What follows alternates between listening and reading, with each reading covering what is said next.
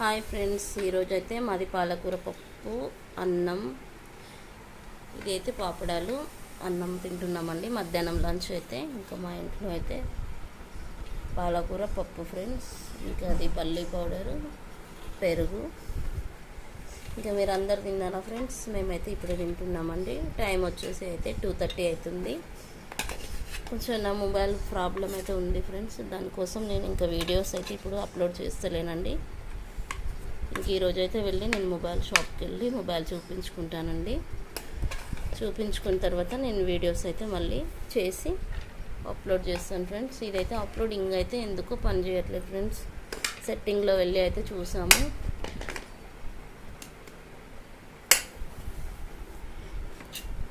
ఇంక ఇక్కడైతే పప్పు పాలకూర ఇది ఎంత ఈరోజు ఈ పప్పు కుక్కర్ అయితే పేలింది ఫ్రెండ్స్ మా ఇంట్లో.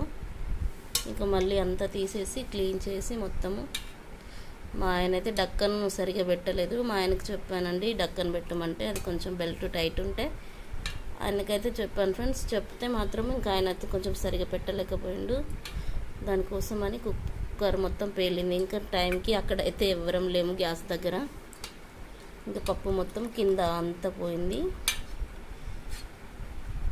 ఇంకా అదంతా క్లీన్ చేసుకొని మళ్ళీ మొత్తం ఇది చేసుకునేసరికి అయితే మాకు ఇంకా ఇప్పుడు టైం పట్టింది. మళ్ళీ దానికి పప్పు అయితే అందులోనే ఉంది, మొత్తం ఉడికించిన రసం మాత్రం మొత్తం పోయిందండి కింద.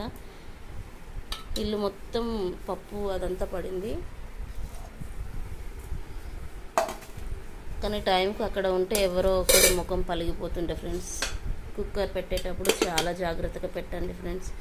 పెట్టినప్పుడు మనం అక్కడ అస్సలు ఉండకూడదండి. ఎందుకైనా మంచిదే.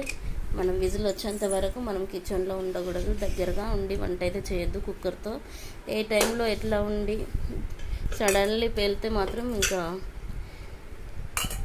ముఖం అయితే చాలా కాలిపోతుంది ఫ్రెండ్స్. వేడి వేడికి మళ్ళీ కుక్కర్ అది డక్కన్ తగిలినా కూడా. అందుకోసం అయితే చూసి పెట్టండి ఫ్రెండ్స్ మీరైతే. ఓకేనా ఫ్రెండ్స్? మా వీడియో అయితే నచ్చితే లైక్ చేయండి ఫ్రెండ్స్.